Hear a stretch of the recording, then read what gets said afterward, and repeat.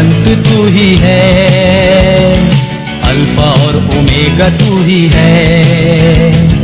दूतों की स्तुति भी तू ही है, बुद्धि और सब ज्ञान तू ही है। यीशु तू महान है, यीशु तू अच्छा है, यीशु तू जिंदा है, यीशु तू धन्य है।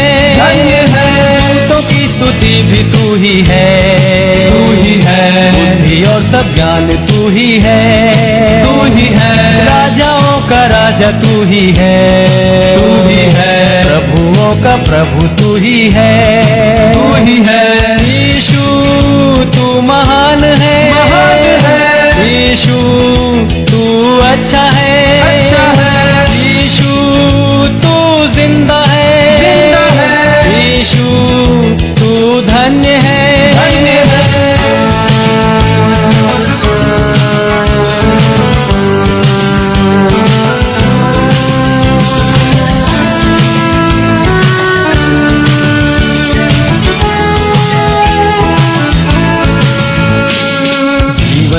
पाप से मेरा जग अंधेरा और अशुद्ध सारा, मेरे पापों से बचाने को मेरे लिए जीवन दिया है। यीशु तू महान है, यीशु तू अच्छा है, यीशु तू जिंदा है, यीशु तू धन्य है।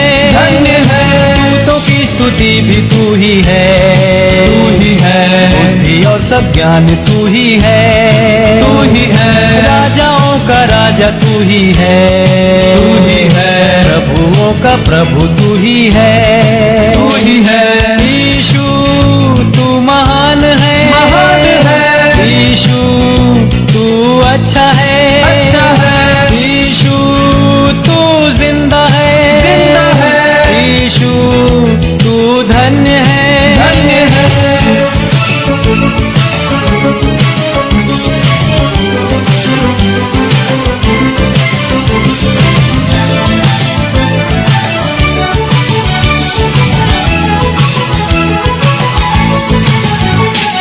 सारे गुनहगारों के लिए अपना खून बहाया यीशु ने, खाई कोड़ों की मार भी दे सलीब पर उसने अपनी जान।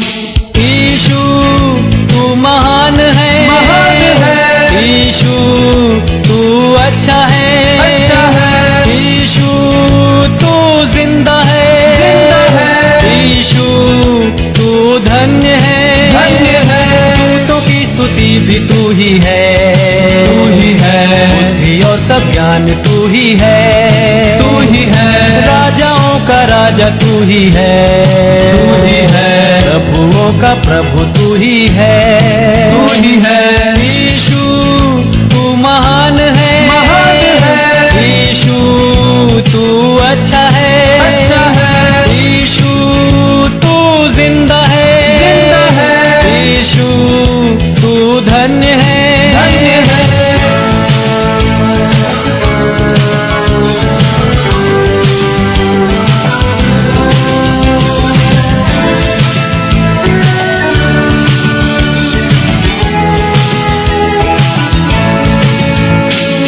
वायदा किया है तूने, वायदा तू करता है पूरा, वायदे के लिए आते हैं बरकतों की बारिश अब उंडे।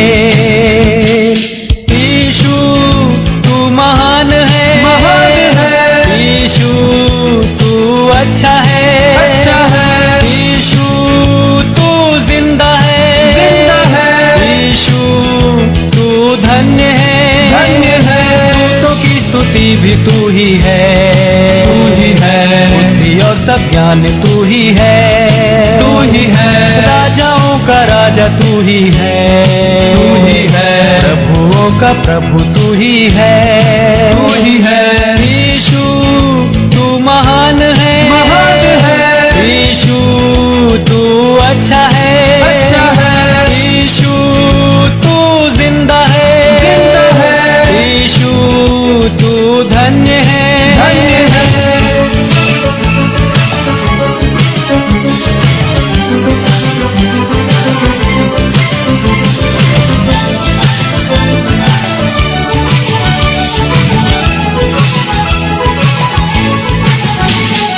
न्याय करने आने वाला है, न्याय के साथ राज करने को, धर्मियों को लेकर न्याय से सिंहासन पर राज करेगा। यीशु तू महान है, महान है। यीशु तू अच्छा है, अच्छा है। यीशु तू जिंदा है, जिंदा है। यीशु तू धन्य है, धन्य है। दूतों की स्तुति भी तू ही है, तू ही है। बुद्धि और सब ज्ञान तू ही है, तू ही है। राजाओं का राजा तू ही है, तू ही है। प्रभुओं का प्रभु तू ही है, तू ही है। यीशु तू महान है, महान है। यीशु तू अच्छा है, अच्छा है। यीशु तू जिंदा है, जिंदा है। यीशु तू धन्य है, धन्य है। दूतों की स्तुति भी तू ही है, तू ही है। बुद्धि और सब ज्ञान तू ही है, तू ही है। राजाओं का राजा तू ही है, तू ही है। प्रभुओं का प्रभु तू ही है, तू ही है। यीशु तू महान है, महान है। यीशु तू अच्छा है, अच्छा है। यीशु तू जिंदा है, जिंदा है। यीशु तू धन्य है, धन्य है। यीशु तू महान है, महान है। यीशु तू अच्छा है, अच्छा है। यीशु तू जिंदा है, जिंदा है। यीशु तू धन्य है, धन्य है। यीशु तू महान है, महान है। यीशु तू अच्छा है, अच्छा है। यीशु तू जिंदा है, जिंदा है। यीशु तू धन्य है, धन्य है।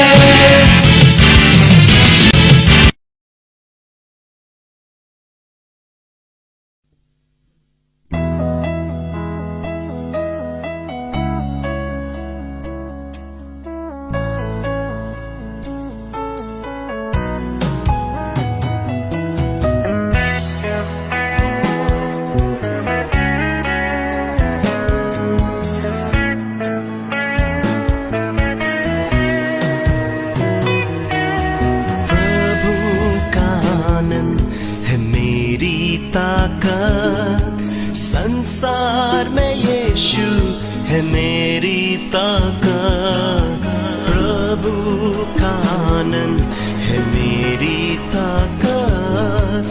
संसार में यीशु है मेरी ताकत, वो मेरा आनंद हर एक दिन में, वो मेरा सहारा है, वो मेरा आनंद हर एक दिन में, वो मेरा सहारा है।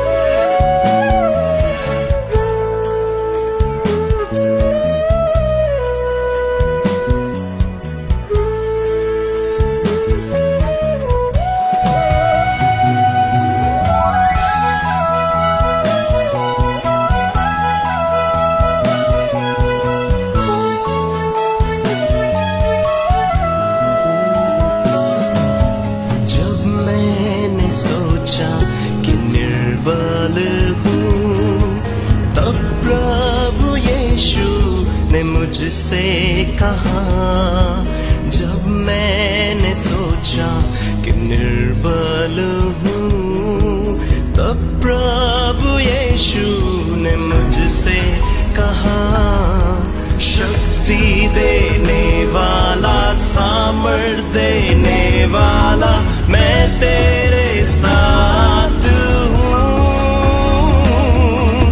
शक्ति देने वाला, सामर्थ देने वाला, मैं तेरे साथ हूँ।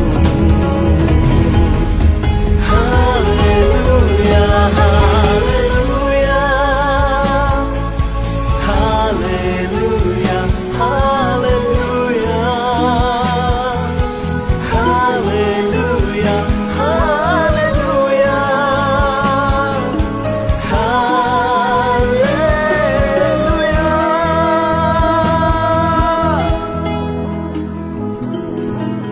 जब मैंने सोचा कि असंभव है, तब प्रभु यीशु ने मुझसे कहा, जब मैंने सोचा कि असंभव है, तब प्रभु यीशु ने मुझसे कहा, असंभव को संभव करने वाला यीशु, मैं तेरे साथ हूँ।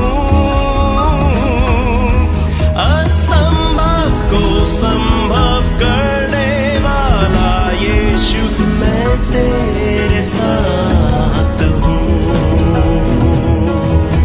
प्रभु का आनंद है मेरी ताकत, संसार में यीशु है मेरी ताकत, वो मेरा आनंद हर एक दिन में, वो मेरा सहारा है, वो मेरा आनंद हर एक दिन में, वो मेरा सहारा है।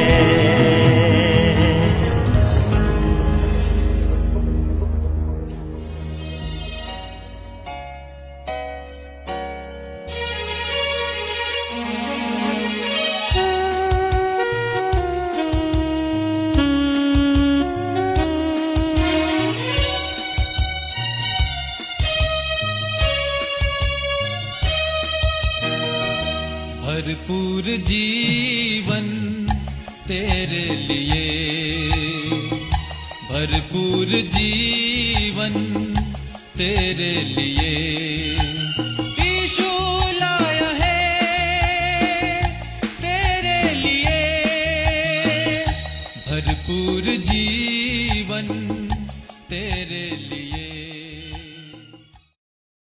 પ્રભુ ઈસુ ખ્રિસ્તના મીઠા અને મધુરા નામમાં સલામ પાઠવું છું વાલા મિત્રો તમને બધાને. જો કે તમને જોઈ નથી શકતી, પણ તેમ છતાં એક અનુભવ કે પ્રભુના લોકની સામે પ્રભુનું વચન લઈને આવીશું આ સમયે. તો આ સમયે હું બિશપ સાહેબ ડૉક્ટર સિલ્વાન્સ ક્રિશ્ચિયન, જે આજે કેટલો આનંદ થાય છે કહેતા કે he is now the deputy moderator of the synod of church of north India, એમનો આભાર માનું છું. સાથે રેવરન્ડ સુરેશભાઈનો પણ આભાર માનું છું કે તેમણે મને આ અસાઇન કર્યું છે આજે તમારી સાથે વચન શેર કરવાને માટે. અને સાથે ભાઈ લિયોન, જે હંમેશા બહુ જ શાંતિથી અને બહુ જ કેરફુલી સાવચેતી રાખીને આ વિડીયો શૂટ કરી રહ્યા છે આ સમયે અને પહેલાં પણ.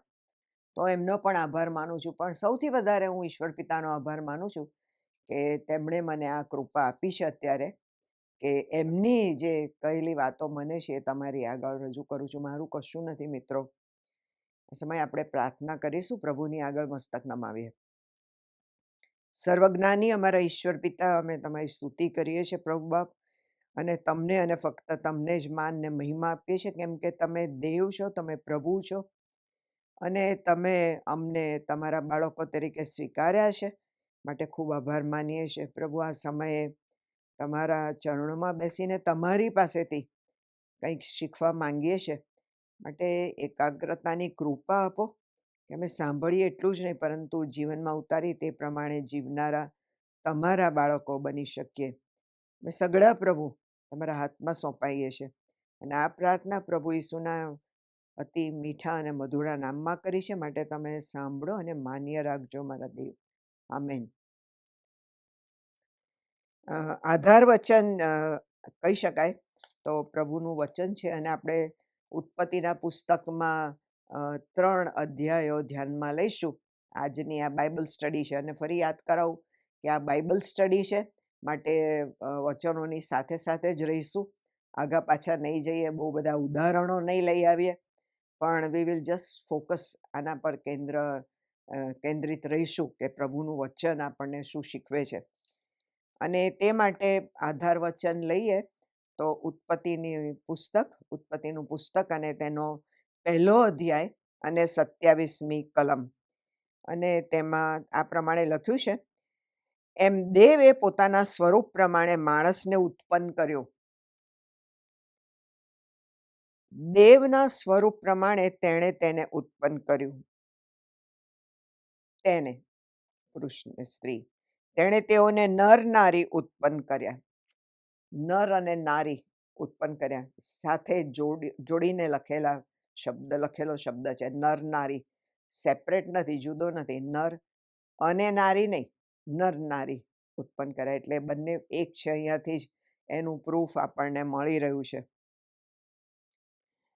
પ્રભુ પિતા પરમેશ્વરે જ્યારે આ ડિસાઈડ કર્યું, એક નિર્ણય કર્યો કે આપણે આ રીતે સ્ત્રી અને પુરુષ અથવા નર નારીને ઉત્પન્ન કરવાના છે, ત્યારે એમની પાસે ઓલરેડી એક બ્લુ પ્રિન્ટ એટલે કે એક નકશો સ્ત્રીને સૃજાવવાને માટે તૈયાર હતો.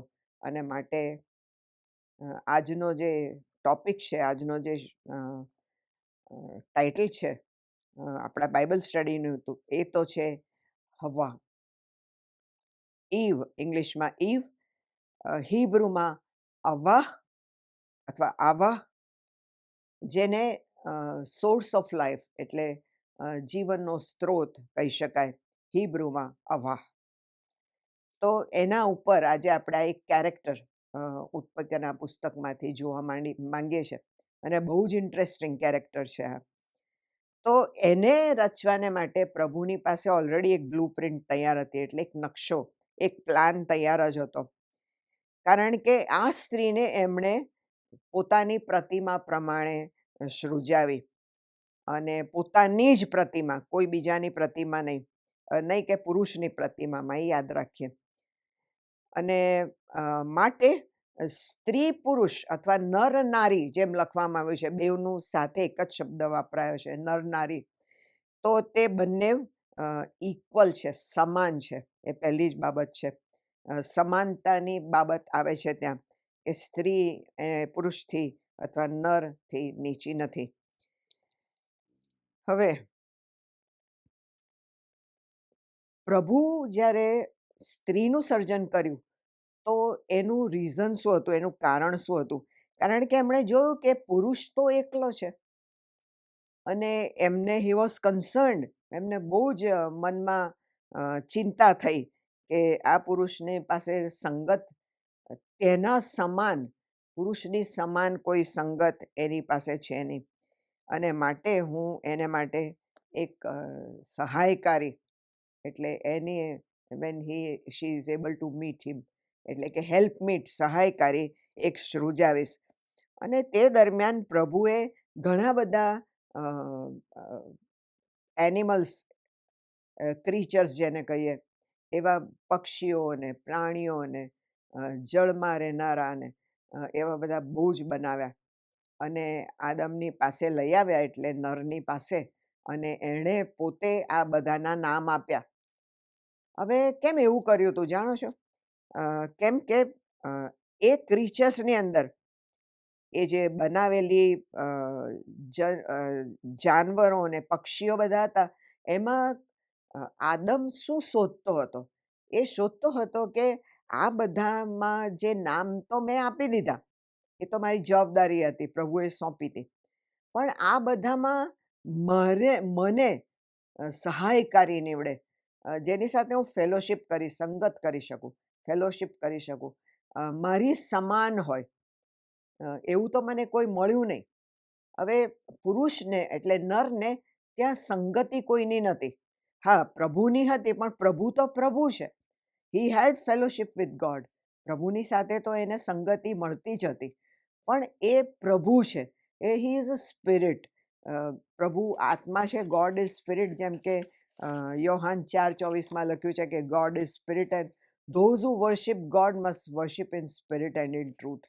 અને માટે આદમ તો ફિઝિકલ બોડીમાં હતો, અને માટે એ શોધતો હતો કે કોઈક મારી હેલ્પમેટ, મારી સમાનતાવાળી કંઈક મને એક ફેલોશિપ મળી રહે, પણ એને મળી નહીં. અને જે પર્પઝથી પ્રભુએ એને બનાવ્યો હતો, એ પર્પઝમાં, એ કારણમાં એક બીજી પણ બાબત હતી કે માણસને ફેલોશિપ પ્રભુની મળે. પણ માણસ પોતે તો ફિઝિકલ હતો, બોડીમાં હતો, અને માટે એ શોધવા લાગ્યો કે મારા સમાનતાવાળું, મને સરખાપણામાં આવે એવી ફેલોશિપવાળું મને કોઈ મળતું નથી. અને તેથી પ્રભુએ નક્કી કરી નાખેલું હતું, એક ડિઝાઇન કરી નાખેલી હતી, બ્લુપ્રિન્ટ તૈયાર હતી. એ પ્રમાણે, ડિઝાઇન પ્રમાણે કેટલાક સ્ટેપ્સ લીધા, હા, કેટલાક પગલાં ભર્યા. એ એક રચેલી એક કૃતિ પ્રમાણે, એક બ્લુપ્રિન્ટ પ્રમાણે પ્રભુએ પગલાં ભર્યા અને સ્ત્રીને સૃજાવી.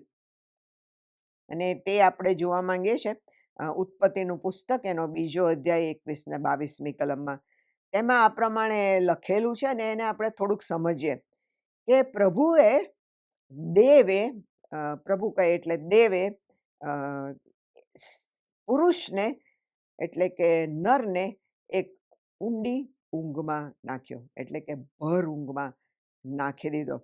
અને આપણે સમજીએ મિત્રો, આપણે આજે જે સમયમાં રહીએ છીએ, 2025, હા, 2025માં, અને તેનો હવે તો છેલ્લો મહિનો પણ આવશે, તો એમાં એનેસ્થેસિયા વગર કોઈ સર્જરી થતી નથી.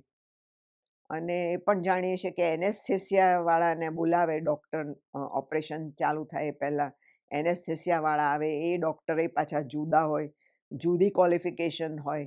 બેઝિક તો કર્યું હોય, પણ એનેસ્થેસિયા માટે એ વધારે આગળ ભણતા હોય છે. તો એવાને પાછી ફીસ પણ જુદી હોય છે, એની જે રકમ ચૂકવવાની હોય એ પેશન્ટે જ આપવાની હોય, કે ભાઈ મને તે એનેસ્થેસિયા આપ્યું એટલે મારો આ જે ચાર્જ છે એ તમે મારી પાસેથી લઈ લો. પણ અહીંયા તો કોઈ એનેસ્થેસિયા તો મેન્શન થયું નથી. જો આપ્યું હોત તો જરૂર મેન્શન થાય, કારણ કે પ્રભુ કંઈ અધૂરું છોડે નહીં. અને આ જે પુરુષ હતો, આ જે નર હતો, એ ભર ઊંઘમાં ઊંઘી ગયો. જસ્ટ ઇમેજિન, સખત ઊંઘમાં ઊંઘી ગયો. હવે શું એ વખતે પ્રભુએ થોડી છૂમંતર, જાદુમંતર કર્યું? God has already shared with Adam. એડમને ઓલરેડી કહી દીધેલું કે હવે તું સૂઈ જઈશ. અને માટે એ સમયે આદમે, એટલે કે આ નરે, કોઈ આર્ગ્યુમેન્ટ્સ ના કર્યા કે ના પ્રભુ આજે કંઈ મૂડ નથી, ગાર્ડનમાં આટલું બધું કામ કર્યું છે, તમે મને આટલી બધી જવાબદારીઓ સોંપી છે ગાર્ડનની, અને હવે હું પાછો તમને એનું રક્ષણ કરવાનું બી મારે, તો હવે હું ક્યાં સૂઈ જાઉં પ્રભુ, આજે રહેવા દો ને, પછી બીજી વાર જોઈશું, થાકી ગયો છું વગેરે. અને એણે કોઈ રિફ્યુઝલ ના કરી, અસ્વીકાર ના કર્યો એ બાબતનો, અને એ સૂઈ ગયો. ત્યાર પછી ત્રીજો સ્ટેપ, એટલે કે ત્રીજી બાબત, પ્રભુએ એ પુરુષમાંથી, એ નરમાંથી એક પાંસળી કાઢી. મિત્રો, કેન યુ ઇમેજિન? એક જ પાંસળી, અને એની સાથે કોઈ બ્લડ નીકળ્યું હોય, કે બીજું માંસ નીકળી ગયું હોય, કે કોઈ બીજી બાબતો, નસો ખેંચાઈ ગઈ, કે નથિંગ લાઈક દેટ, અને not a drop of blood. બ્લડનો એક છાંટો ત્યાં આગળ મેન્શન નથી થયો. જસ્ટ ધ રિબ, એક ખાલી પાસળી જ. અ, જો તમે ઇંગ્લિશ લિટરેચર કોઈ પણ મારા વ્યુઅર્સમાંથી ભણતા હોય તો એમાં શેક્સપિયર નામનો ઓથર છે અને એણે એક બહુ ગજબની વાત અ, અ, આખો લખેલો છે, એક ધ મર્ચન્ટ ઓફ વેનિસ કરીને. અને એમાં એક શાયલોક કરીને માણસ છે, યહૂદી છે, એ બહુ જબરો જીવ હતો. અને એ પોતાના એક માણસ પાસેથી એને પૈસા લેવાના હતા. તો એણે કહ્યું કે મને તારું એક 1 પાઉન્ડ ઓફ ફ્લેશ આપી દે. પાઉન્ડ એટલે એ સમયમાં પાઉન્ડ કહેવાતો, અત્યારે 500 ગ્રામ કહેવાય. તારું માંસ મારે જોઈએ. અને ત્યાં આગળ એક ડ્રોપ ઓફ બ્લડ નહીં પડવા દેવાનો એવી સામે શરત મૂકાઈ કે તે માંસ માગ્યું છે અને માટે માંસ જ કાઢજે, એક ટીપું પણ લોહી નીકળવું જોઈએ નહીં. અને એ રીતે એનો જે ઓપોનન્ટ હતો એ કેસ જીતી જાય છે કે મેં તો તને શાયલોકને કહ્યું કે મેં તો વચન આપ્યું હતું કે ભાઈ તું મારું 1 પાઉન્ડ ફ્લેશ કાઢી લેજે, હા, અને તારે એ વસ્તુનું ધ્યાન રાખવું પડશે કે એક ડ્રોપ બ્લડ સાથે ના નીકળવું જોઈએ, કારણ કે ખાલી ફ્લેશની માંસની જ વાત થઈ છે. તો મિત્રો, એ આમાંથી જ પ્રેરાઈને લખેલી બાબત છે. શેક્સપિયરે લખી છે કે not a pound of flesh but not a drop of blood. અને ત્યાર પછી શું પ્રભુએ આ જે જગ્યામાંથી માંસ કાઢ્યું એ ખુલ્લું મૂકી દીધું કે ત્યાં ને ત્યાં સ્ટીચ કરી લીધું? એવું નથી મિત્રો. પ્રભુએ ત્યાં ફ્લેશ મૂકી દીધું, કારણ કે God is God of aesthetic sense. એટલે સુંદરતામાં પણ પ્રભુએ ધ્યાન રાખ્યું છે કે અપીલિંગ લાગવો જોઈએ પુરુષ, નર અપીલિંગ લાગવો જોઈએ. ત્યાં મોટું ખાબડું હોય કે હોલ પડી ગયું હોય એવું તો બહુ જ કદરૂપું લાગે. અને માટે પ્રભુએ એ જગ્યાને ત્યાં માંસથી ભરી દીધી. અને છેલ્લી બાબત કે જે રીબ, જે પાંસળી ત્યાંથી કાઢવામાં આવી હતી એ જ પાંસળીની પ્રભુએ સ્ત્રીને સૃજાવી. હી મેડ હી અ વુમન. કોઈ બીજો પાર્ટ નથી લીધો, નરના શરીરમાંથી કોઈ બીજો અવયવ નથી લીધો, પણ ખાલી સીધો એ પાંસળી જ લીધી અને પાંસળીમાંથી પ્રભુએ એક સ્ત્રીને સૃજાવી. તો આપણે જોયું કે સ્ત્રીનું સર્જન પ્રભુએ કેવી રીતે કર્યું છે. સ્ત્રીને બનાવી નથી. કેટલી અદ્ભુત વાત છે. સ્ત્રીને બનાવી નથી, પ્રભુએ તેને સૃજાવી છે, એટલે કે એનું સર્જન કર્યું છે. નરને બનાવ્યો, માટી લઈને બનાવ્યો, પણ સ્ત્રીને તો એમણે સૃજાવી છે.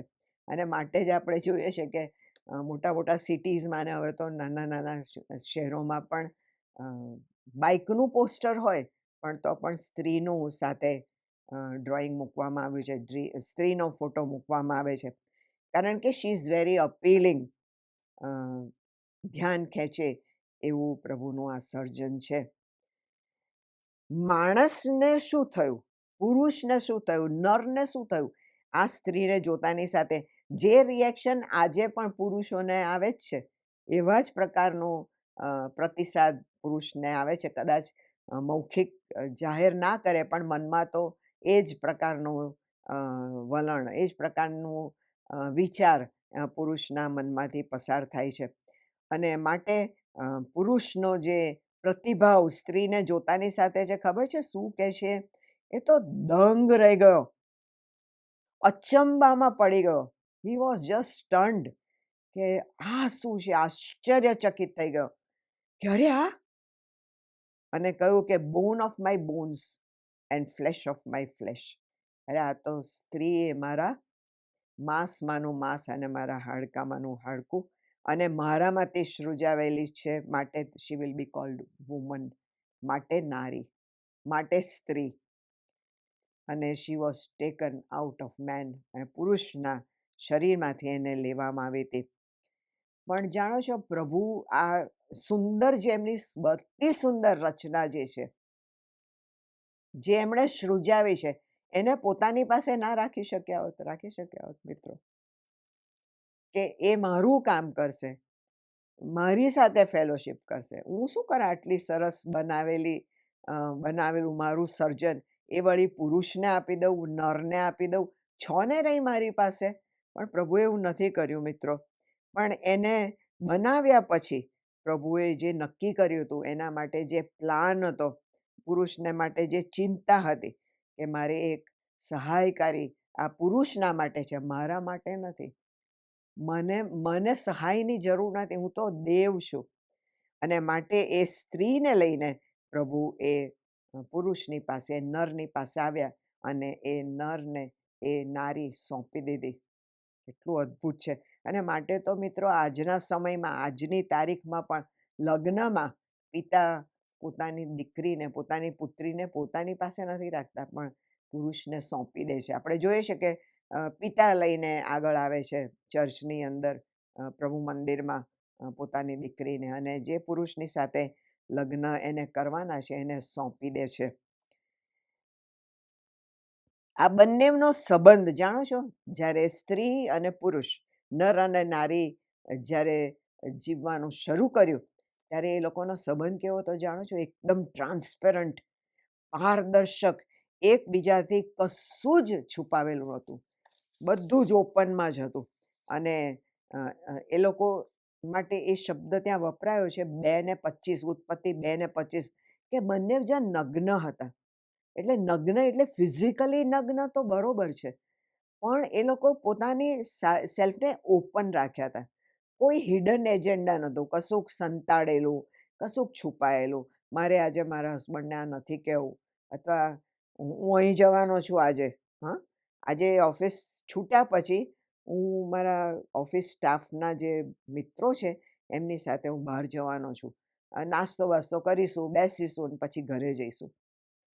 પણ ઘેર નહીં કહેવાય. ઘેર એટલે કોણ? પત્નીને, એટલે કે નારીને, પોતાની સ્ત્રીને, પોતાની સહાયકારીને હું નહીં કહું, એ તો નહીં કહેવાનું, બહુ જ માથાકૂટ થાય.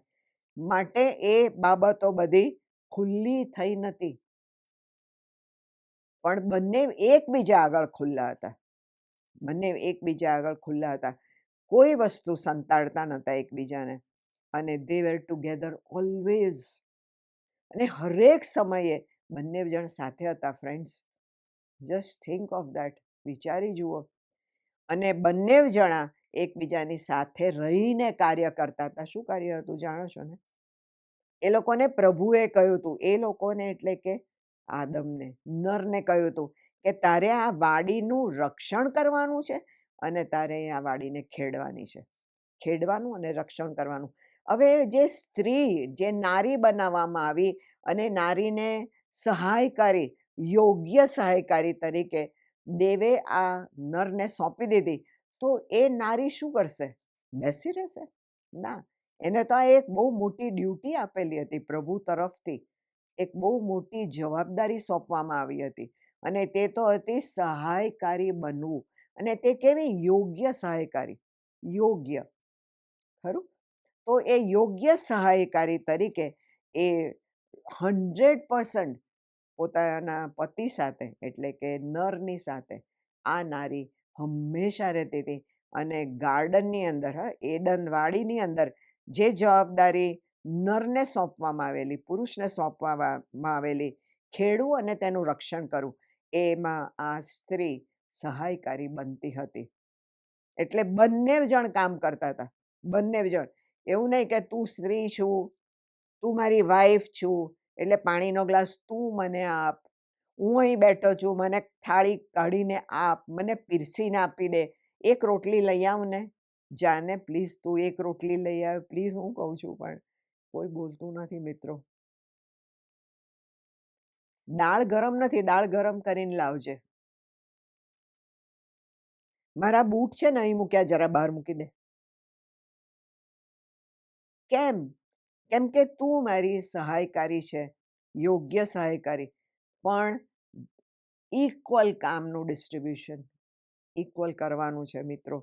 અને માટે સ્ત્રીને સહાયકારી યોગ્ય બનાવી, જેથી કરીને વાડીની અંદર એ પોતાના નરની સાથે, પોતાના હસબન્ડની સાથે કાર્ય કરી શકે. આપણે સમજીએ કે ઉત્પત્તિનું પુસ્તક એનો 2 અધ્યાય ને 8મી કલમમાં લખવામાં આવ્યું છે કે આ જે ગાર્ડન હતું, આ જે વાડી હતી, એ ઈડન વાડી નથી મિત્રો. બહુ જ કેરફુલી વાંચી જોજો. ઉત્પત્તિનું પુસ્તક એનો 2 અધ્યાય ને 8મી કલમ. એ છે ને પૂર્વ તરફ એક નાનું ગાર્ડન, ઈડનની અંદર પૂર્વ તરફ એક નાની વાડી પ્રભુએ બનાવી હતી. અને એ વાડીનું રક્ષણ કરવાને, એ વાડીને ખેડવાને માટે પ્રભુએ આ બંનેને નિમ્યા હતા. પુરુષને તો જવાબદારી સોંપી જ હતી, પણ હવે એને સહાયકારી પ્રાપ્ત થઈ. એટલે સહાયકારી શું કરે? એના પુરુષના કામમાં સહાય કરે. એના માથા પર બધું કામ ના હોય મિત્રો, કે તું કર, તું કર, તું કર. જ્યાં કપડાં ધોવા નાખે, મશીન જ છે ને, તું નાખી દે, તું પાવડર નાખી દે, તું મશીન ચાલુ કર. કેમ? કેમ? સહાયકારી એટલે સહાય કરે, સપોર્ટ કરે, મદદ કરે. નોટ કે બધું જ જવાબદારી એના પર હોય. અને ત્યાર પછી આપણે ભયંકરતા જોઈએ છે કે આ જે સુંદર એડન વાડી હતી, ઈડન ગાર્ડન નથી, ગાર્ડન નથી, મોટી જગ્યા છે ઈડન, પણ એની અંદર એક પૂર્વ તરફ એક વાડી બનાવવામાં આવેલી. એ વાડીમાં એક અજાણ્યો વ્યક્તિ, એક અજાણી એન્ટિટી ત્યાં આવી, અને એ હતો સર્પ. અને સર્પના જે લક્ષણો છે મિત્રો, તો ખતરનાક છે, ભયંકર છે. એનું ચરિત્ર જોઈએ તો 2 શબ્દમાં કહી શકાય કે પ્રભુના વચન પ્રમાણે કે ક્રાફ્ટી હતો, એટલે ધૂત, બહુ જ ક્રાફ્ટી અને સખત ક્લેવર. ક્લેવર એટલે ચાલાક. ચાલાકી જુદી વસ્તુ છે, હોશિયારી જુદી વસ્તુ છે. આ તો ચાલાક હતો. ક્યારે હું કોને નીચે પાડું અને પ્રભુની દ્રષ્ટિમાંથી, પ્રભુથી દૂર લઈ જાઉં. બાકીના બધા સર્જન જે પ્રભુએ કર્યા હતા, દરેક માં સૌથી વધારે વિકેડ, સૌથી વધારે દુષ્ટમાં દુષ્ટ એ આ સર્પ હતો. અને માટે આપણે એ પણ સમજી લઈએ કે પ્રભુએ જ આ સર્પનું સર્જન કર્યું હતું. ઉત્પત્તિ 3:1 લખવામાં આવ્યું છે કે બધું ઓબ્વિયસલી સર્પન્ટ, પણ બધું ક્રિએશન ગોડે જે કર્યું હતું એમાં, એ સર્જનમાં, સગળા સર્જનની અંદર, including mail and female, including નર ને નારી, એ બધામાં સૌથી ખતરનાક, સૌથી દુષ્ટ એ જે સર્જ્યું હતું એ હતો સર્પન્ટ. બધા સર્જનમાં આ દુષ્ટ હતો, ધૂર્ત હતો, ચાલાક હતો. એટલે કે બધા સર્જનની અંદર સર્પન્ટ એટલે સર્પ પણ પ્રભુનું જ સર્જન છે. કેવું લાગે છે નહીં? પણ આ સર્પન્ટ તો બહુ ક્લેવર હતો, બહુ હોશિયાર હતો, અને એણે એક છળ અને કપટથી એક જાળ બિછાઈ અને સ્ત્રીને એમાં લપેટી. ઉત્પત્તિ 3:1. અને જોવાની વાત એ છે કે સ્ત્રી એમાં પડી પણ ખરી, એ જાળમાં ફસાઈ ગઈ. અને પહેલું જે પગલું ફસાયા બાદ જે સ્ત્રીએ, એટલે કે જે નારીએ લીધું, એ તો એ કે પ્રભુએ જે આજ્ઞા આપી હતી, જે આજ્ઞા આદમને આપી હતી, અને નેચરલી આદમની સહાયકારી, નરની સહાયકારી નારીને એણે કહ્યું જ હોય, કારણ કે એ લોકો હંમેશા સાથે હતા. એટલે જ્યારે પહેલી વાર આ ગાર્ડન બતાવ્યું હશે, એ વાડી બતાવી હશે, ત્યારે કહ્યું હશે કે જો આનું આપણે ફળ ખાવાનું નથી, નહીં તો મરણ થાય. પણ સ્ત્રીએ શું કર્યું કે પહેલી બાબત એ જ્યારે પડી ને, પ્રભુની દ્રષ્ટિમાંથી પડી, ત્યારે એણે સૌથી વધારે બાબત જે એ કરી કે પ્રભુની આજ્ઞામાં એણે ઉમેરો કર્યો. Friends, she added to God's word. એણે કહ્યું કે you shall not eat of it, neither shall you touch it. હા, એ સર્પની જોડે વાર્તાલાપમાં છે, ઓકે. અને સર્પને કહે છે કે હા, પ્રભુએ અમને કહ્યું છે કે તારે આ ખાવાનું નથી, આનું ફળ ખાવાનું નથી, અને અડવાનું પણ નથી. હવે એવું ક્યાં કહ્યું છે ફ્રેન્ડ્સ કે ખાવાનું તો નથી પણ અડવાનું પણ નથી. અને જે સત્ય હતી બાબત, એને વાસ્તવિકતા જે હતી કે એને ખાવું નહીં એ વાસ્તવિકતાથી દૂર એ લઈ ગઈ વાતને, અને એણે અડકવું નહીં, ડોન્ટ ટચ ઇટ, એ એનો ઉમેરો કર્યો. એટલે ડિસ્ટોર્ટ કરી નાખી આખી સત્યતાને, નુકસાન પહોંચાડ્યું, એ વાતને રિયાલિટીમાં કહી નહીં. અને ઘણીવાર આપણે જોઈએ છે કે એટલી બધી બાબતો જે રિયલ હોય છે, જે સાચી હોય છે, સત્ય હોય છે, એ લોકો સીધા નથી કહેતા, સીધી રીતે નથી કહેતા, એમાં એડ કરતા હોય છે. હે ને? કેવું સારું, સારી વાત હોય તો બરોબર છે, પણ ખોટી ખોટી બાબતો એડ કરે છે. અને માટે એને આપણે ઇંગ્લિશમાં કહે છે rumours. Rumours is not real, એ સાચું નથી. વાતો ફેલાવવી, એવું આણે કંઈક કર્યું ઈવે, ત્યારથી શરૂઆત છે. રૂમર્સ ફેલાવી કે ના અડકવું પણ નહીં, ખાવું તો નહીં પણ અડકવું પણ નહીં, એવું પ્રભુએ આજ્ઞા આપી છે. એવું પ્રભુએ નહોતું કહ્યું કે અડકવું નહીં, તો એનું ધ્યાન કેવી રીતે રાખે? એ ઝાડ પણ એ એડન ગાર્ડનમાં જ જે વાડી બનાવવામાં આવેલી એ વાડીમાં જ હતું, મધ્યમાં હતું, તો એને સાચવવાનું તો હતું જ ને, એને ખેડવાનું હતું. તો ના અડકે તો ખેડે કેવી રીતે? પણ ફળ ના ખાવું, એનું ફળ ના ખાવું, એવું કહ્યું હતું. પણ એણે આખી વાતને ટ્વિસ્ટ કરી નાખી, વાસ્તવિકતાથી દૂર લઈ ગઈ. અને પેલો જે સર્પ હતો, ત્યારબાદ એને વધારે ને વધારે એણે જે છટકું ગોઠવ્યું હતું એમાં એને ડીપ એકદમ ઊંડા ઉતારવા લાગ્યો, અને એને ખાતરી આપી કે તમે લોકો નહીં મરી જાઓ, અને ખબર છે શું, તમારી બંનેની આંખો ખુલી જશે. એટલે કે તમે અત્યારે આંધળા છો એવું, અધર વર્ડ્સ એવું કહી દીધું કે તમે આંધળા છો, તમે જોઈ નથી શકતા, અને પછી જ્યારે તમે જોશો ત્યારે તમે સારું અને નરસું શું છે એ પણ તમને ખબર પડશે. અને આ સ્ત્રી તે મિનિટે એમાં લપસી, એમાં ફસાઈ, એ છટકામાં આવી ગઈ. છટકું પેલા ક્રાફ્ટી અને પેલો ધૂર્ત અને ચાલાક એવા સર્પે ગોઠવ્યું હતું, અને એમાં સ્ત્રી ફસાઈ. અને એણે શું કર્યું ખબર છે? એણે એ વાત જે કહી એ ખૂબ ધ્યાનથી સાંભળી તો ખરી, પણ શી ટુક એક્શન. એણે એના ઉપર એક એક્શન લીધું. એણે શું કર્યું? પહેલાં શી સો, એણે ફરી વાર એ જોયું એ વૃક્ષ તરફ અને એ ફળની તરફ. અને માટે હંમેશા યાદ રાખીએ ફ્રેન્ડ્સ કે કોઈ પાપ મોટા ભાગના એ આંખોથી જ ઉતરે છે અંદર. It enters through the eyes and reaches the brain. જેમ કે દાઉદ રાજા, જેમ કે કિંગ ડેવિડ, હી સો બાથશીબા બેધિંગ, હે ને? એને પણ બાથશીબાને નહાતા જોઈ હતી, અને સીન એન્ટર્ડ, અને એના મનમાં એ પાપી વિચાર શરૂ થયો. ત્યાર પછી સ્ત્રીએ શું કર્યું? એને નજર ના ફેરવી લીધી. જેમ કે દાઉદ પણ નજર નથી ફેરવી તો ફરી જોવા લાગ્યો, અને એણે એનાલાઇઝ કર્યું, એટલે એનું પૃથ્થકરણ કર્યું કે ઓ આ તો ફળ સારું છે ખાવા માટે, જોવામાં સુંદર છે, અતિ મોહક છે, અને ખાઈશ તો પછી વાઇસ બની જઈશ, મારામાં બુદ્ધિ આવી જશે, સારું નરસું જાણી લઈશ. અને એવી રીતે દાઉદે પણ એનાલાઇઝ કર્યું હતું. અરે આ તો કેટલી સુંદર સ્ત્રી છે, કોણ છે, કોની પત્ની છે, અને કેટલું ભયંકર એણે પ્લાન કર્યો. આફ્ટર દેટ, ત્યાર પછી સ્ત્રીએ એ ફ્રૂટને લીધું. હવે જ્યાં ટચ કરવાની ના પાડી હોય, જે એણે વાત બનાવી કાઢી કે ટચ એટલે કે અડકવાનું નથી, તો અડકી કેમ?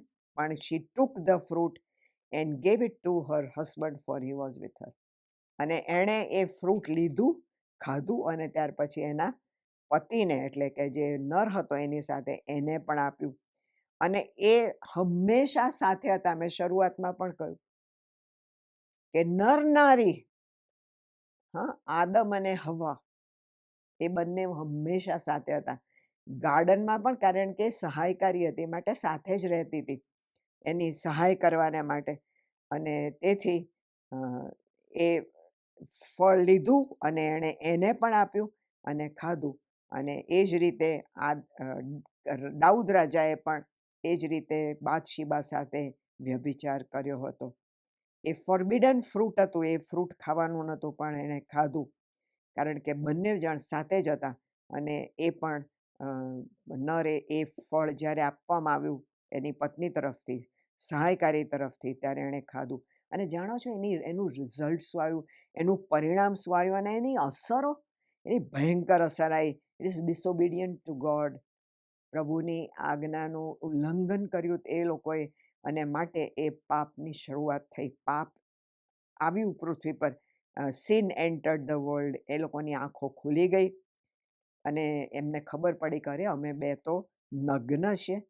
એટલે ટ્રાન્સપરન્સી, જે પારદર્શકતા હતી, એ બંનેના સંબંધની તૂટી ગઈ મિત્રો. તે સમયે તૂટી ગઈ બંનેની પારદર્શકતા. અને બંને જણા એ બ્રોકન રિલેશનશિપમાં, કારણ કે વાતો સંતાડવા લાગ્યા બંને એકબીજાથી, અને બંને જણા એકબીજા ઉપર આરોપ શરૂ થઈ ગયા, આરોપ મૂકવા લાગ્યા. They are separated from God. પ્રભુની હાજરીમાંથી દૂર થઈ ગયા. અને પ્રભુની હાજરીમાંથી દૂર થયા પછી જે એદનવાડી હતી એના ઝાડની પાછળ સંતાવા લાગ્યા. ક્યારે માણસ સંતાય જાણો છો? ક્યારે જૂઠું બોલે? જ્યારે એને ભય લાગે, જ્યારે એને બીક લાગે. અને માટે ભયનું સ્થાન પણ શરૂ થયું માણસના જીવનમાં. એને બીક પહેલાં ખબર નથી કે બીક એટલે શું, પણ બીક પણ એના જીવનમાં સ્થાન પ્રાપ્ત કર્યું. અને પોતાનો કિંમતી સમય મિત્રો દેવની સાથે અને એકબીજાની સંગત માણવાને બદલે એ બંને જણા કેરીડ અવે વિથ ધેટ સર્પન્ટ. એ જે સર્પ છે એની સાથે વાતચીતમાં, વાર્તાલાપમાં બંને જણ જોડાયા. કેમ બંને જણ? પુરુષ ક્યાં કશું બોલતો હતો, નર ક્યાં બોલતો હતો, પણ સ્ત્રી પોતાની પત્ની, પોતાની સહાયકારી જ્યારે અજાણી વ્યક્તિ સાથે વાત કરે છે, હે ને, તો શું આ પુરુષ પોતાનો હસબન્ડ જે નર છે એ કેમ એને રોકતો નથી કે અરે તું ક્યાં એની સાથે, આને ઓળખે છે? હું નથી ઓળખતો, તું ઓળખે છે ને, કેમ તું એની સાથે વાત કરે છે? પણ હી ડીડ નોટ સ્ટોપ હર. પુરુષે એ વ્યથિત થતો સમય એક અજાણી વ્યક્તિ સાથે, ત્યારે એ સ્ત્રીને એણે રોકી નહીં, બિલકુલ ના રોકી. હી ડીડ નોટ સે કે ભાઈ સ્ટોપ ધીસ, આની સાથે કેમ વાત કરે છે? અને ત્યાર પછી બ્લેમ ગેમ શરૂ થઈ અને આજ દિવસ સુધી ચાલે છે. તે કર્યું, મહેનત કર્યું, તે કર્યું, તે કહ્યું, તું ગઈ, તું ગયો, તું આમ બોલ્યો, તું આમ બોલી. દોષ એકબીજા પર ઢોળવો એ વાત શરૂ થઈ. અને ત્યાર પછી સૌથી પહેલાં નરે એટલે કે પુરુષે, આદમે પ્રભુ પર દોષ મૂક્યો. હી બ્લેમ ગોડ. દેવ ઉપર એણે દોષ મૂક્યો. એણે કહ્યું કે જે સ્ત્રી તે આપી હતી પ્રભુ. જસ્ટ ઇમેજિન, પ્રભુએ કેટલી કન્સર્ન, કેટલી ચિંતા, કેટલી વ્યથા પુરુષના માટે કે એમને એક સહાયકારી બનાવી આપી. તો પ્રભુને જ બ્લેમ કરે છે કે તે જે મને આપી હતી સહાયકારી, જે સ્ત્રી આપી હતી સહાયકારી, તો બોલતો જ નથી, પણ સ્ત્રી, જે સ્ત્રી તે મને, જે નારી તે મને આપી હતી, એ નારીએ મને આ ફળ આપ્યું. એ નારી આ ઝાડ પાસે ગઈ, એ નારીએ મને ફળ આપ્યું ને મેં ખાધું. કેટલી ભયંકર વાત છે કે બ્લેમ ગોડને કરે છે અને સેકન્ડલી ઇમિડિયેટલી નારીને કરે છે બ્લેમ. ગોડે નારી આપી, મને એક સહાયકારી બનાવી આપી, પણ હવે એ સહાયકારીને જ કહ્યું કે તે મને આપ્યું, એણે મને આપ્યું, સ્ત્રી આપ્યું, અને માટે મેં એ ખાધું. પણ ભાઈ તમે એક કોઓપરેટ તો કર્યું, એની સાથે સહકાર તો આપ્યો સ્ત્રીને. હા, પહેલો સહકાર તો એ કે તું અજાણી વ્યક્તિ સાથે વાત કરે છે, કાંઈ બોલ્યો નહીં. અને ત્યાર પછી ફ્રૂટ આપ્યું, એ ખાઈ લીધું, એ પણ નહીં બોલ્યો કશું કે ભાઈ આ ખવાય, ના પાડી છે ના. એટલે કોઓપરેટ કર્યું, સહકાર આપ્યો, અને તો એમ છતાં પણ બ્લેમ તો સ્ત્રી પર આવે છે. અને ગોડ દેવ પર આરોપ મૂક્યો અને સ્ત્રી પર. અને વુમન તો આજ દિવસ સુધી લક્ષ્ય બની રહી છે. બ્લેમના માટે તો કંઈ બાકી નથી રહેતું. પહેલી સ્ત્રી પર જ આરોપ મૂકવામાં આવે, પછી પુરુષ. અને પેલી વુમન કોટ ઇન એડલ્ટરી જાણીએ છીએ ને આપણે, પ્રભુ શું પેલા જમીન પર લખતા હોય છે ને. પણ વુમન કોટ ઇન એડલ્ટરી, સ્ત્રીને વ્યભિચારમાં પકડી લાવ્યા ફરોશીઓ, ફેરિસીઝ, અને એને પથ્થરથી મારી નાખો. પણ વોટ અબાઉટ ધ મેન? પુરુષનું શું? નરનું શું? તો આ રીતે વુમન ઇઝ બ્લેમ્ડ, એને બ્લેમ કરવામાં આવી. પણ સ્ત્રી શું કરે છે? સ્ત્રી પણ ઓછું નથી મૂક્યું. સ્ત્રી કહે છે કે જે સર્પન્ટ મને આપ્યું એણે હી બિગાઇલ્ડ મી, એણે મને ભૂલ ભૂલામણીમાં નાખી દીધી. એટલે બ્લેમ ક્યાં ગયો? ફરી સર્પન્ટ ઉપર, સર્પ ઉપર ગયો બ્લેમ. અને એની સાથે વાર્તાલાપ કરતાં કરતાં સ્ત્રી અને પુરુષ બંને જણ પાપ માટે જવાબદાર છે. ઘણીવાર આપણે બહુ જ વાદ વિવાદમાં પડીએ છીએ કે રહેવા દો, આ બધી બહેનો છે ને, આ બધી સ્ત્રીઓ છે ને, આ બધી નારીઓ છે ને, એ લોકોએ જ પાપ કર્યું, એ લોકોએ જ ફળ ખાધું. માણસ તો જવાબદાર ક્યાં છે જ આના માટે, પાપના માટે થોડો કંઈ નર અને પુરુષ અને આદમ જવાબદાર છે, સ્ત્રી જવાબદાર છે? ના, આદમ એટલો જ જવાબદાર છે, 100% જવાબદાર છે. કારણ કે ત્યાં જ હતો. પ્રભુનું વચન કહે છે કે ત્યાં જ હતો. હા, એ ત્યાં જ હતો. અને માટે જ્યારે વાર્તાલાપ શરૂ થયું ત્યાં જ એને અટકાવવાની હતી, પણ ના કર્યું. કોઓપરેટ કર્યું, સહકાર આપ્યો, સાંભળતો હતો આરામથી. અને ત્યાર પછી ફળ આપ્યું ત્યારે પણ ના કહ્યું કે આ ક્યાં હાલ આવી. તો એ ટચ કર્યું ને સ્ત્રી, એને અડકી અને લઈ આવીને ખાધું ને એને આપ્યું. એટલે બંને જણા ફ્રેન્ડ્સ 100% બંને જણા જવાબદાર છે પાપ દુનિયામાં લાવવાને માટે. પુરુષ અને સ્ત્રી, નર અને નારી બંને જણ પાપને માટે જવાબદાર છે. અને ત્યારથી લઈને આજ દિવસ સુધી સિન રૂલ્સ ધ વર્લ્ડ. અને પાપ સ્ત્રી પુરુષમાં હરેક બાળક જન્મે ત્યારથી પાપમાં જ જન્મે છે, કારણ કે એના પાપ તો ધોવાયા નથી. અને ત્યારથી લઈને આજ દિવસ સુધી પાપમાં જીવન વ્યતીત કરે છે. અને it is like a prison, એક કેદખાના જેવું છે, પાપની અંદર ફસાઈ જવું, પણ એમાંથી મુક્તિ મળતી નથી. પણ જાણો છો તમે કે એક રસ્તો પ્રભુએ ખોલેલો છે કે જેમાંથી કે જેના કારણે આ જે પાપ રહિત જીવન છે એમાંથી તમને મુક્તિ મળી શકે. તમને કહું છું કારણ કે મેં ઓલરેડી એ અપનાવેલી છે એ વાત, અને માટે જ શેર કરું છું ફ્રેન્ડ્સ. અને પ્રભુ ઈસુ ખ્રિસ્તના પ્રેમના લીધે તમને કહું છું કે તમારા દરેક પાપ તમે પ્રભુ ઈસુની આગળ કબૂલ કરો. આ સમયે કબૂલ કરો, પ્રભુની પાસે માફી માંગો કે પ્રભુ હું પાપી છું. ગણવાની જરૂર નથી. પ્રભુ એવું નથી કહ્યું કે મને ગણીને કે કેટલા, એ કહ્યું નથી. પણ એ સઘળા પાપ તમને માફ કરશે અને એમને તમને પોતાના બાળક તરીકે સ્વીકારે. અને માટે આપણે જરૂર છે, તમારે જરૂર છે કે પાપ કબૂલાત કર્યા પછી માફી માંગવી અને પછી પોતાનું જીવન પ્રભુને સોંપવું. Invite the Lord Jesus Christ into your life. એ પ્રભુ ઈસુને તમારા પોતાના જીવનમાં આમંત્રણ આપો, એમને એક્સેપ્ટ કરો, એમને સ્વીકારો તમારા lord and master and saviour, તમારા તારણહાર તરીકે, તમારા માલિક તરીકે, તમારા સર્જનહાર તરીકે, સૌથી વિશેષ તમારા રિડીમર તરીકે, તમારા સેવિયર તરીકે, તમારા તમને બચાવનાર, તમારા ખૂબ કૃપા કરનાર પ્રભુ ઈસુને જીવન સોંપો. અને ગેરંટી છે, યુ વિલ નોટ રિગ્રેટ. મારી ગેરંટી છે, મેં અનુભવેલું છે ફ્રેન્ડ્સ, તમે કદી નહીં પસ્તાવો આનાથી, કદી નહીં પસ્તાવો. એક અજાયબ જેવું નવું જીવન પ્રાપ્ત થશે. અને નવું જીવન તે મિનિટથી શરૂ થશે તો છેક ઇટર્નિટી સુધી.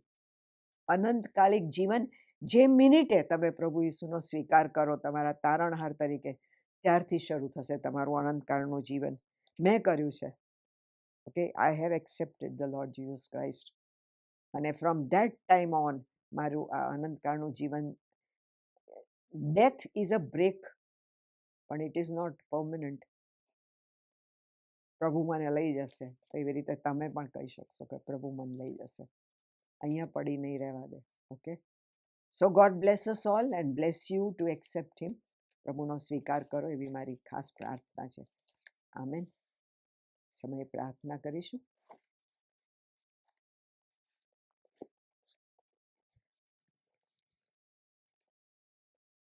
દયાળુ ને કૃપાળુ અમારા ઈશ્વર પિતા, અમે તમારી સ્તુતિ કરીએ છીએ પ્રભુજી આ સમયે. તમારો આભાર માનીએ છીએ કે તમે માફી આપનાર અમારા તારણહાર છો. અને પ્રભુ, તે અમે અમારા જીવનોને માટે માંગીએ છીએ. પ્રભુ, તમે અમને અમારા સઘળા પાપ માફ કરો. અમને કૃપા આપો કે જેથી કરીને અમે તમારા બાળકો બની શકીએ, તમને સ્વીકારીએ અમારા જીવનમાં, અને તમે બતાવો એ રસ્તે અમે ચાલનારા બનીએ. પ્રભુ, અમે સઘળા તમારો આભાર માનીએ છીએ તમારા વચનોના માટે. જે પવિત્ર વચન છે, જીવંત વચન છે, એ તમે અમારા હાથમાં મૂક્યું છે. અને પ્રભુ, અમે એનો અભ્યાસ કરી શકીએ માટે તમે અમને કૃપા પૂરી પાડી છે. ખૂબ આભાર માનીએ છીએ પ્રભુ, સ્તુતિ કરીએ છીએ. ને આ સમયે અમે સઘળા તમારા હાથોમાં સોંપાઈએ છીએ, વધુ સમજવાને માટે તમારી પાસેથી. અને આ પ્રાર્થના પ્રભુ ઈસુના સુંદર અનફેલિંગ નેમ, જે નામ કદી વ્યર્થ જતું નથી, એવા નામમાં કરી છે. માટે તેને સાંભળો મારા દેવ અને માન્ય રાખો. આમેન. हर मुसीबत की जंजीर से छुड़ाने वाला है तू, हर बिगड़ी जिंदगी को बनाने वाला है तू। मेरी जिंदगी की कश्ती तूफानों में है घिरी, पर ए मसीह मेरा रखवाला है तू। हर मुसीबत में मुझको संभाला, हर मुसीबत में सबको संभाला, तो रखवाला यीशु है रखवाला।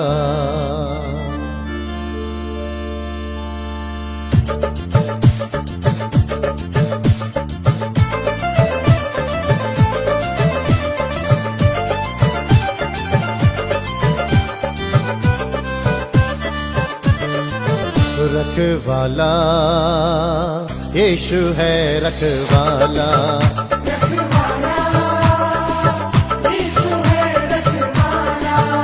रखवाला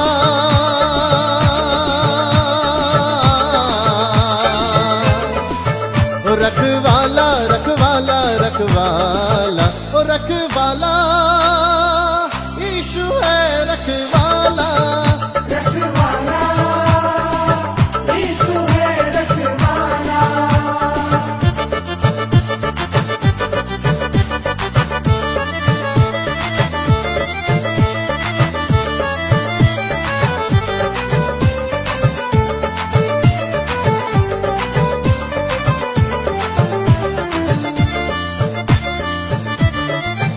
हर मुसीबत में वो काम आया मुझे, मरते मरते यीशु ने बचाया मुझे, मरते मरते यीशु ने बचाया मुझे। रखवाला यीशु है रखवाला, रखवाला यीशु है रखवाला, रखवाला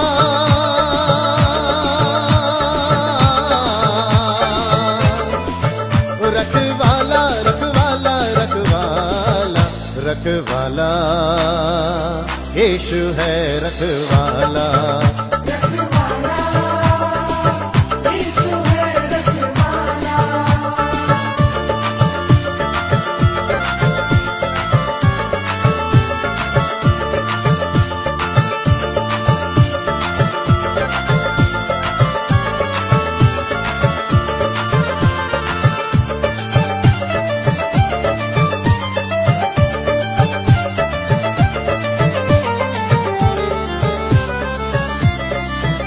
जब मसीहा का दीदार हो जाएगा,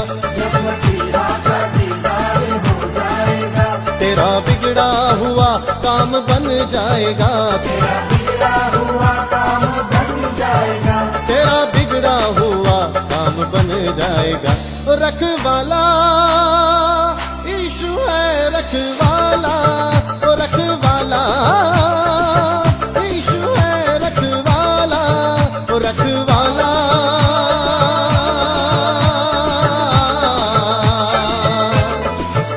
रखवाला रखवाला रखवाला रखवाला यीशु है रखवाला।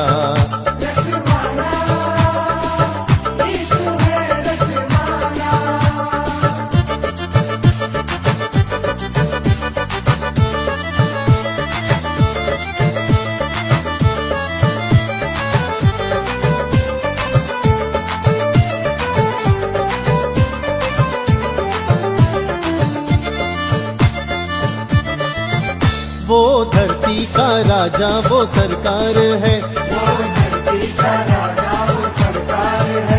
निराला मसीहा का दरबार है, निराला मसीहा का दरबार है। रखवाला यीशु है, रखवाला वो रखवाला यीशु है, रखवाला वो रखवाला।